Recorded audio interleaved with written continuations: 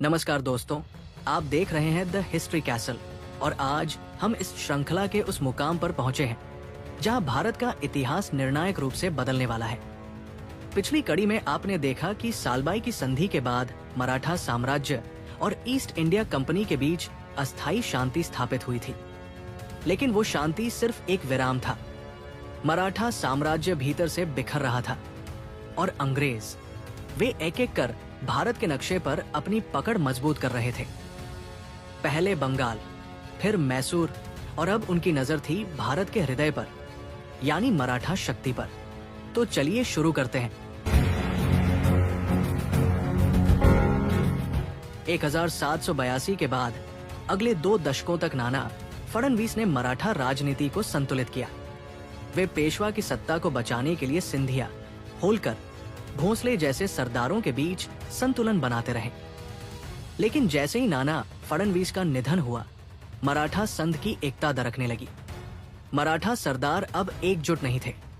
सिंधिया और होलकर एक दूसरे के दुश्मन बन चुके थे और पेशवा बाजीराव द्वितीय वे अब अंग्रेजों की ओर मदद के लिए देखने लगे थे।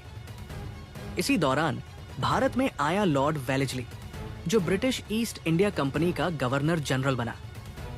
उसका उद्देश्य स्पष्ट था, भारत की रियासतों को सब्सिडियरी अलायंस नामक नीति के तहत ब्रिटिश अधीन करना। इस योजना के तहत एक राज्य को अपनी सुरक्षा के लिए अंग्रेजी सेना रखनी पड़ती, जिसकी भारी कीमत चुकानी पड़ती, और यदि वो रियासत इस नीति को स्वीकार न करे तो उसके खिलाफ सैन्य कार्यवाही की जाती। ये नीति सुनियोजित दास्ता का दस्तावेज थी। साल 1802 की बात है। होलकर और सिंधिया के बीच खून खराबा बढ़ चुका था। एक युद्ध में होलकर ने पेशवा बाजीराव द्वितीय को पराजित कर दिया और वे पुणे से भागकर कंपनी की शरण में आ गए। अंग्रेजों को मौका मिल गया। उन्होंने पेशवा के साथ 31 दिसंबर 1802 को एक संधि की, जिसे हम बैसिन की संधि कहते हैं। इसके तहत पेशवा ने कंपनी की अधीनता स्वीकार कर ली और उन्हें महाराष्ट्र में रहने का स्थायी अधिकार दे दिया। इस संधि ने मराठा संघ के अन्य सरदारों को क्रुद्ध कर दिया, खासकर सिंधिया और भोंसले को। उन्हें यह मंजूर नहीं था कि पेशवा, जो मराठा संघ का प्रमुख था, अब एक विदेशी शक्ति का पिछलगो बन गया है। और यहीं से शुरू हुआ दूसरा एंग्लो मराठा युद्ध। 1803 में अंग्रेजों ने युद्ध की घोषणा की।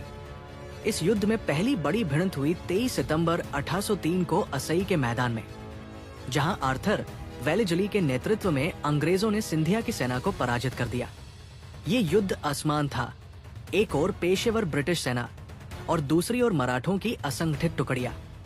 इसके बाद लसीवारी, अलीगढ़, दिल्ली जैसे स्थानों पर युद्ध होते गए और हर जगह अंग्रेज आगे बढ़ते गए। सिंधिया हार मान गए और 27 दिसंबर 1803 को सुरजी अंजनगांव की संधि के तहत उन्होंने अपने कई प्रदेश अंग्रेजों को सौंप दिए। इसी तरह भोंसले भी हार गए और 17 दिसंबर 1803 को देओगांव की संधि पर हस्ताक्षर कर दिए।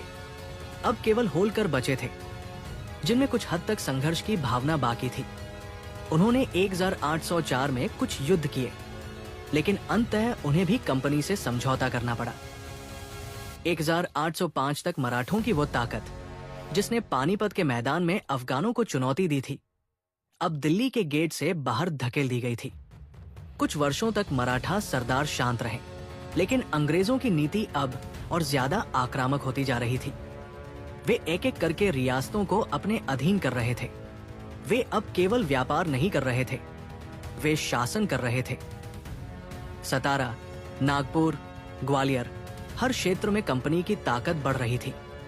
यही वो समय था जब पेशवा बाजीराव द्वितीय को महसूस हुआ कि अब वे एक कठपुतली मात्र रह गए हैं।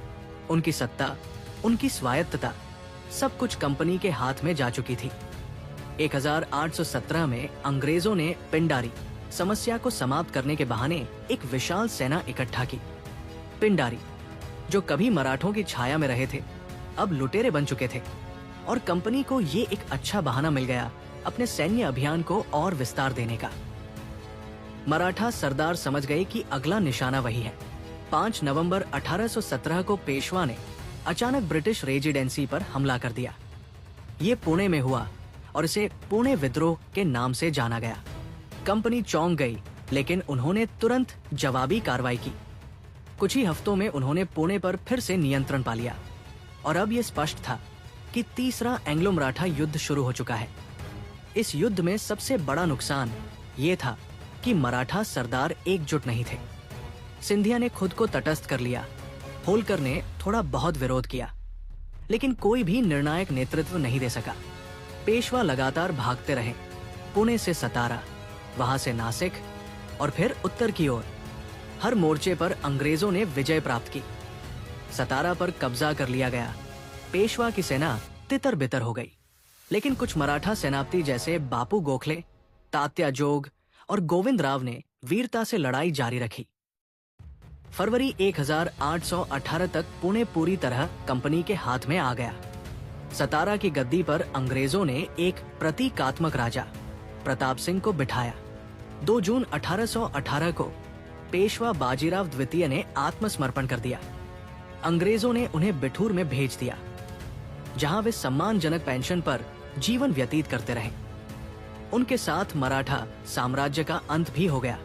इस तरह वो मराठा शक्ति जिसने एक बार दिल्ली की गद्दी तक पहुंच बनाई थी, अब इतिहास बन गई। अंग्रेजों ने अब भारत के बड़े हिस्से पर पूर्ण नियंत्रण स्थापित कर लिया था। ये केवल सत्ता परिवर्तन नहीं था, ये भारत की आत्मा में परिवर्तन था। जहां कभी स्वराज्य का नारा गूंजता था, वहां अब रेजिडेंसी, कलेक्टर और कमिश्नर की भाषा सुनाई देती थी। लेकिन यही बाजीराव द्वितीय का दत्तक पुत्र नाना साहेब आगे चलकर इतिहास में एक और मोड़ लाता है, जब 1857 की क्रांति में उसने अंग्रेजों से अपने पिता के सम्मान की लड़ाई लड़ी। हमने देखा कि कैसे कंपनी की चालाकी, मराठों की फूट और समय की क्रूरता ने भारत के सबसे बड़े स्वदेशी साम्राज्य को खत्म कर दिया। लेकिन यही इतिहास आगे चलकर प्रेरणा भी बना स्वतंत्रता संग्राम की, विद्रोह की और एक नई चेतना की। अगले और अंतिम भाग में हम जानेंगे कि कैसे ईस्ट इंडिया कंपनी ने मराठा शक्ति को खत्म कर भारत पर पूर्ण रूप से नियंत्रण स्थापित किया और कैसे इस नियंत्रण की परिणति हुई 1857 की उस ज्वाला में, जिसने साम्राज्य की नींव को हिला दिया। आप देख रहे थे द हिस्ट्री कैसल, जहां इतिहास जीवंत होता है। यदि आपको ये श्रृंखला पसंद आई हो तो वीडियो को लाइक करें, शेयर करें और चैनल को जरूर सब्सक्राइब करें। फिर मिलते हैं भाग 5 में। तब तक के लिए जय हिंद, जय भारत।